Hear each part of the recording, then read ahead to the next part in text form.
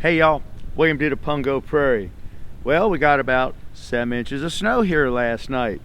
And last week, we got almost a foot of snow up at Tali Girl's in my mountain camp. Of course, we weren't there because we broke camp about 3 weeks ago.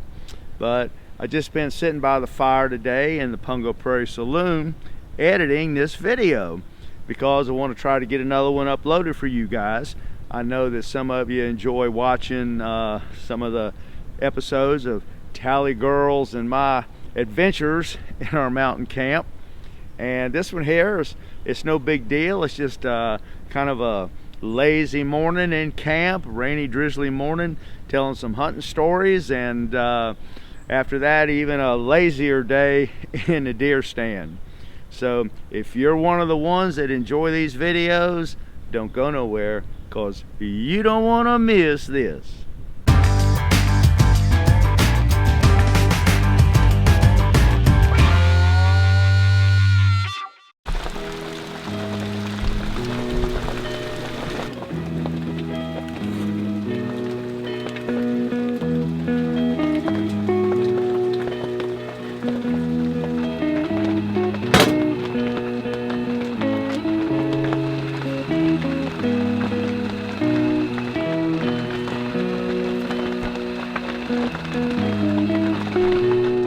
Tali Girl, we got us a rainy morning in camp here, don't we, baby?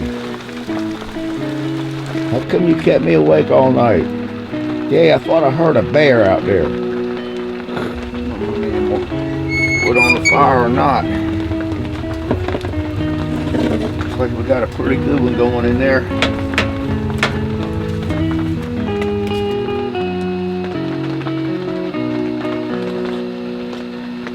Oh yeah.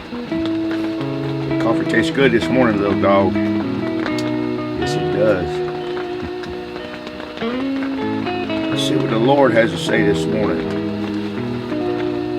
What is today? November 2nd. Election Day in Virginia. Election Day for governor. Boy, do we need this one to turn out right. Yeah, let's see, what did I write here? I didn't write much. 2019, 4 a.m. Opening day of muzzleloader season, 32 degrees. Tali went back to bed. What's it say here? Growing strong in the light of my presence, your weakness does not repel me. On the contrary, it attracts my power, which is always available to flow into a yielded heart. Giving thanks always for all things unto God and the Father, in the name of our Lord Jesus Christ. And that would be Ephesians 5:20. Look at all of this. My Bible's filling up here with memorabilia. What is this one? Oh, that's the one Anthony gave me for Father's Day this year. They just open it up and there it is, camp. I wish camp was that easy to set up. Happy Father's Day. Love you always, Afton. That's sweet. Oh, here's a jacket from a gift card Trey gave me. It says, to Dad from Trey. And I wish I'd have written a year on it. But I think he was about 17 years old. And I used that gift card right there to buy a deer feeder, I think. What's this? This is one of them little things Ella gave me. I think you work your fingers in it some kind of way.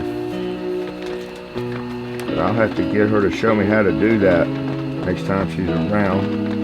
And Ella made These little things, let's see. Cook.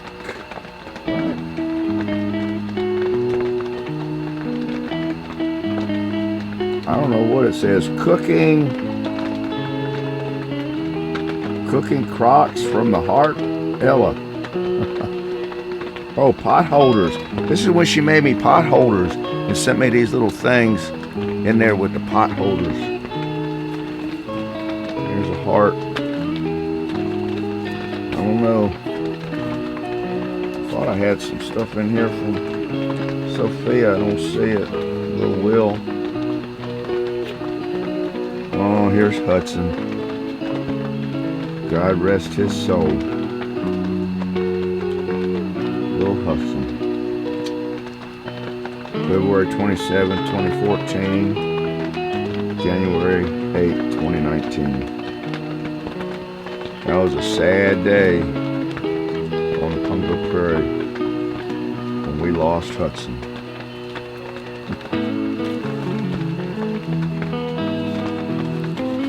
Well, I'll have to get me a rubber band to hold all that in there. Maybe Will send me a picture of his favorite dinosaur.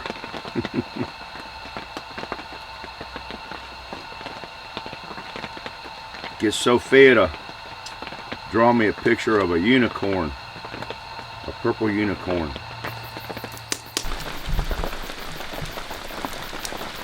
What do you think, Tali Girl? Huh? Come here, see Daddy. Come here.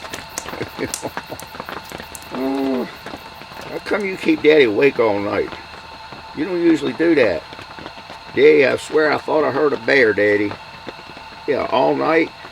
Yeah, Daddy. Bears walk around all night in the woods. It's probably that hummingbird and coconut cake from Aunt Ellen's party that you left out there on the cooler. Bears have sweet tooth, you know. Tali Girl, my goodness, you did find a dead rat or mouse or something in the woodpile. Yeah, Daddy, it was good too. Oh man, I'm gonna get you. What are you doing? I'm gonna get you a toothbrush, some doggy Listerine. You're one crazy little dog. Daddy, you one crazy daddy. Alright, go on. Well, rainy mornings like this, when I don't feel much like going hunting, especially during black powder season, because it makes it a little bit harder to keep your powder dry. Throw another log on the fire.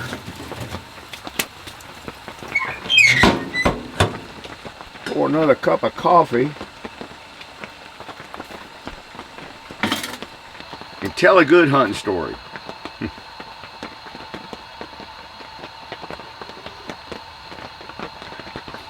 Now, we was kind of reliving this story the other day with cousin Brucey and my nephew Justin. It was the last day of the season, 1977, and the family was out.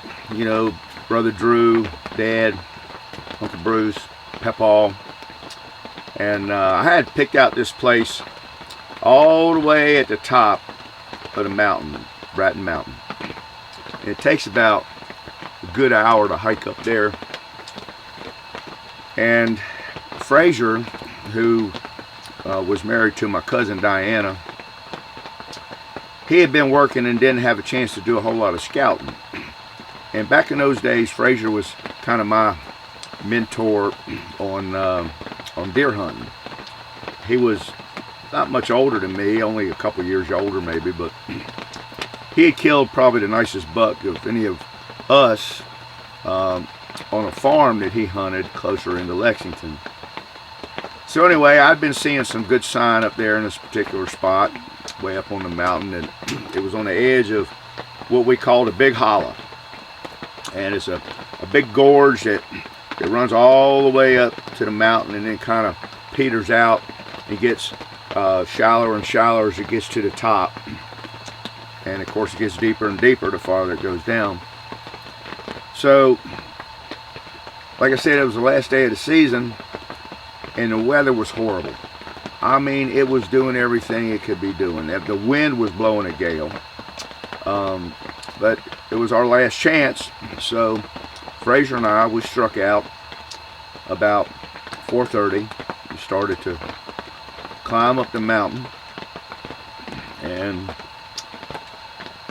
as we got a little farther up, the rain that was falling had turned into more of an ice storm, and all of the tree branches and the bushes and all started to reflect in our flashlight beam like crystal, like a whole bunch of crystal, glass crystal forest. And then we got a little farther up and it was foggy. It was so foggy that we couldn't even hardly see the next bright eye tack in the trail we blazed going to the top. And the wind was still blowing, and then it started snowing, and I mean, it was doing everything it could possibly do weather-wise that day, except we didn't have no thunder and lightning. So I put Fraser on a stand. It was a little ways down the ridge from where I was going to be sitting, and I went on up to almost to the top. And a little bit after daylight, the wind fell out a little bit, which is strange because usually the wind will pick up as it gets lighter, but the wind fell out a little bit, and I heard something coming, and I kind of turned and looked over, and I'm sitting on the ground now. We weren't hunting in tree stands back in those days. We did all our hunting on the ground, and I'm sitting in a little ground blind on a little stool there, and I turned to the right, and here comes these two does. And it was doe day now because they were legal on the last day, but they were just flying. I mean, they looked like Santa Claus's reindeer going across the side of that ridge, and just, I mean, getting it. And I'm like, what in the world has got those two does so riled up? And they're coming from the top of the mountain. And I know there's nobody up there, another hunter that spooked them, because there's nobody above me. Well, here a split second later, I see this bobcat sailing over the logs, and he must have sensed I was there because he jumped up on a log and he stopped for a second, and I said, that's a bobcat. So I put my rifle out and boom, I shot, and I got him. So I went over and picked him up, and I thought, that's what had those two does riled up, was that bobcat. That bobcat was chasing those deer. When I picked that bobcat up, he had a grouse feather stuck between his two teeth, kind of not right in front, let off to the side. And upon further inspection, that bobcat's stomach was completely empty. So he must have missed the grouse, but he got the feather. And there's a saying, something that revolves around feathers. And I think when I was hunting with my buddy Willard, and he was shooting at a duck, I said, Willard, all you got was feathers. You didn't get no meat. So that was that bobcat. All he got was a feather. So anyway, I set the bobcat down, and it wasn't maybe 10 or 15 minutes later, I heard a shot. And this shot was real close to where I was. And I thought, well, that's weird because that's not where I left Fraser on his stand. Who else is up here hunting? I didn't think nobody else would be up there hunting. So I couldn't stand it no more. After about 15 minutes, I got up and I walked down over the ridge a little bit to where I'd heard that shot come from. And there was Fraser. I said, what are you doing here? He said, well, I didn't like the place I was sitting, so I got up and moved a little bit after daylight and came up the ridge here a little bit. I thought, you rascal. You hit it. I said, what'd you shoot? He said, he pointed down in the bottom of the ravine there, this steep hill, you know, where that hollow went down. And here's this huge buck laying down there in the bottom of it. And I thought, you rascal. that deer's working his way up this ridge right to me, and you got up and moved and headed him off. Got him, picked him off before he could get to me, but it's all good. And I'm thinking, how in the world are we going to get that deer up? Because it's all this loose shale, and it's going to be a job, and that's a big deer. And I said, we ain't going to drag him up the hill. All the slipping and sliding we're going to do in those rocks. So I said, let's cut us a pole. So I had a Wyoming saw in my backpack, and I got that, went back and got that, and we cut a pole, and we tied that deer's front legs and hind legs around, lashed it to that pole where we could get it on our shoulders and kind of sidestep it a few feet at a time up that hill. Well, as we were going up the hill, all of a sudden we heard a bunch of turkeys calling from this laurel, this thick run of laurel that was up the other side of that hollow. So Frazier, he had him a mouth call, a lynch mouth call in his pocket. So got a little diaphragm on the bottom of it. So he pulls that thing out and he goes to yelping. Oh, oh, oh, oh. Tali Girl, what you looking? I know that's a bad turkey call, but I'm a little hoarse this morning. And them turkeys start moving right to us. And sure enough, wasn't long we could see them working their way through the laurel to us. So we tried to figure out how we was both going to be able to shoot a turkey without one of us shooting and scaring the flock off and the other one not getting a shot. So we're whispering to each other, and we don't really have anything for a blind, so we had kind of ducked down behind that deer we laid out in front of us. Kind of used it to help conceal us a little bit. And Frazier called a little bit more, and I said, okay, Frazier, why don't you pick out a bird, I'll pick out a bird. Of course, we're whispering, right? And on the count of 3, we'll shoot. We'll both shoot at the same time, that way each of us can get a turkey. So, it sounded like we had a plan. So, I said, Frazier, you got a bird picked? He said, yeah. I said, I got one. So I go, 1, 2. Frazier says, wait a minute. Mine's behind a tree. Okay. Okay. So we count again. 1, 2. Wait a minute, Frazier. Mine just ducked behind a bush. So this went on back and forth a couple of times. And finally, it was 1, 2, 3. Bam! Well, only one gun went off, and it was mine. And I'm like, when that happened, the turkeys, they just all took flight, except for the one that I shot. It was flopping around on the ground down there. And within just a split second, those turkeys were all, ascending up into the woods. And the one Frazier had a beat on, he followed it with his gun, and it went up and landed on a limb of a big oak tree that was on the edge of that ridge down there. And he shot, boom. And when he shot, I could see feathers fly. We could both see feathers fly. But that turkey jumped up off that limb and set its wings out, and we saw it just coast and sail all the way down that mountain, clean out of sight. Well, needless to say, we never did recover Frazier's turkey, and I don't think he got a lethal shot on it anyway. Just kind of like that grouse, all Frazier got was feathers. He didn't get no bird. So we ended up going down there getting that turkey that I shot. And with a lot of struggling and huffing and puffing and groaning and sweating, even as cold as it was and as windy as it was, we managed to get that deer to the top of the trail that went down the mountain. And we got up there and got our backpacks on. I kind of lashed my turkey over one shoulder and slung it on I think the turkey was on my back. I look at the picture, and I had the bobcat hanging on the front, and we had that deer, that big, beautiful 9-point, 11-point if you count them all, buck, that when we put him on the scale, it weighed 190 pounds, and that's a big mountain deer. And when we came into camp,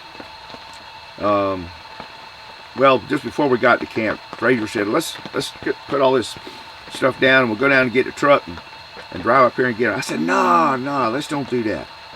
I said, all the guys, they're probably going to be back at camp cleaning up and getting things squared away. I don't even think half of them hunted that morning because the weather was so bad. I said, let's make this thing dramatic. Let's make a dramatic entrance into camp. So he said, okay. So we came marching into camp with that deer hanging on that pole, hanging from our shoulders, with that bobcat and that turkey under full load, both those with our backpacks and our rifles. And you should have seen the look on the boys, on their faces, when we walked in the yard at the cabin. And they couldn't believe it. And you know what? We couldn't believe it either, because to this very day, that is the best day's hunt it's ever been for this camp alongside Bratton Mountain here. And it was pretty epic. It was a fun day, and one that we'll never forget. So we didn't even have to lie about it, because hey, the only thing got away was Frazier's turkey, and we told the truth about that too. Happy hunting stories, y'all.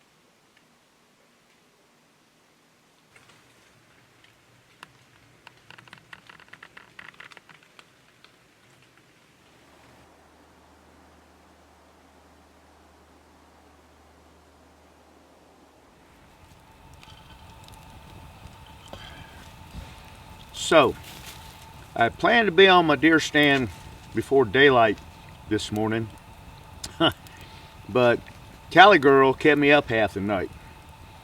About 1:30, she started growling and whining in her crate, and I don't know, much heard something outside, so I got up, put a little shot collar on her, and let her out. 30 seconds later, she's back in the tent, wants to go back in her little kennel. So I lie there, wide awake for another hour, just started to drift off to sleep, and Tali Girl goes to whining and growling again. I'm like, Tali, what? Dee, I think there's a bear outside. I said, Tali, there's no bear outside this tent. Dal, you better let me get up and check. So I got up, put her shot collar on her again, and let her go back out. 30 seconds later, she's back in the tent, wants to get back in her little kennel. Well, this went on 3 times. Finally, about 4:30, I'm lying there, I'm tossing, I'm turning. I got up, I put another log on the fire, and I got the alarm set for 5:30, and I doze off to sleep finally, just in time for the alarm clock to go off. Well, by now, I hear rain falling on the tent. And seeing as how I hadn't had much of a night's sleep, and it's raining outside, and it's black powder season, and it's a little bit hard to keep your powder dry when it's raining in black powder season, I opted to get up, throw another log on the fire, and go back to bed. Of course, by now, Tali Girl, she's just sawing logs. All right, she don't want to get up. She's done. She's cozy. She's comfortable. So I laid there, and finally, I fell asleep. And I didn't wake up again until 8:30 when my buddy George called, and I looked at my phone, the time. I couldn't believe it was 8:30. So I hadn't had coffee yet.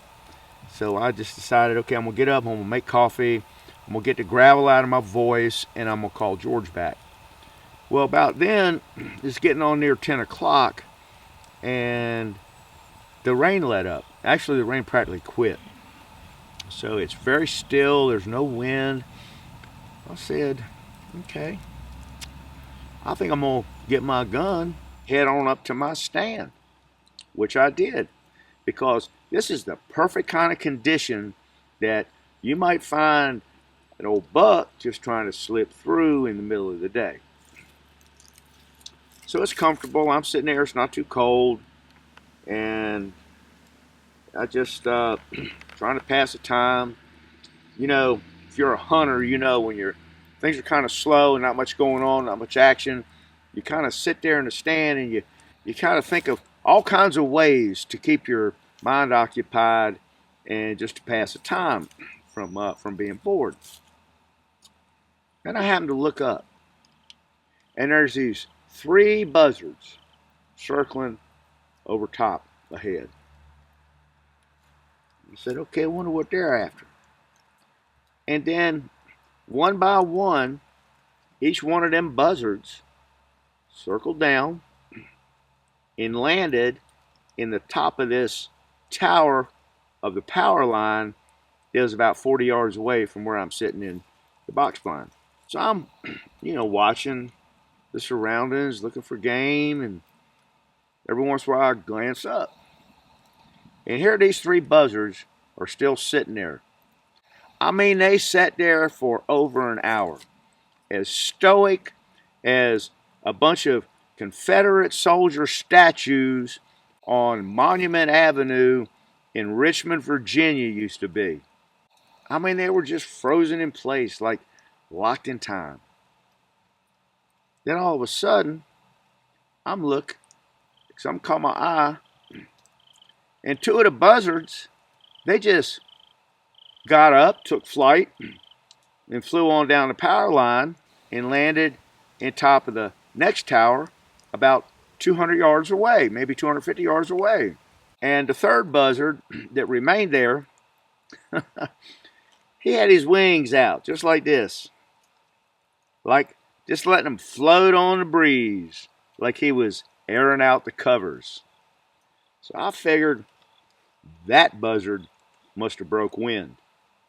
And it must have been pretty bad too, to cause those other 2 buzzards to get up and go away.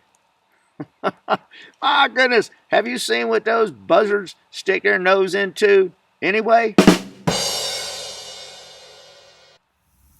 Sometimes you just have to roll with the day and try to have a little bit of fun along the way.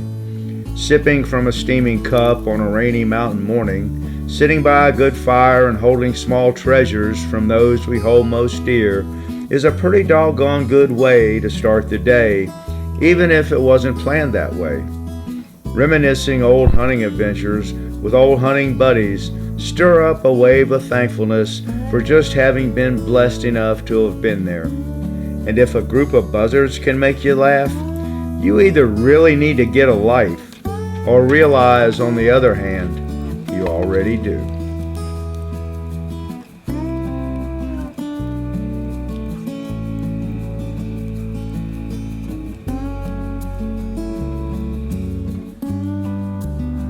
Good night, Tali Girl. Good night, Daddy.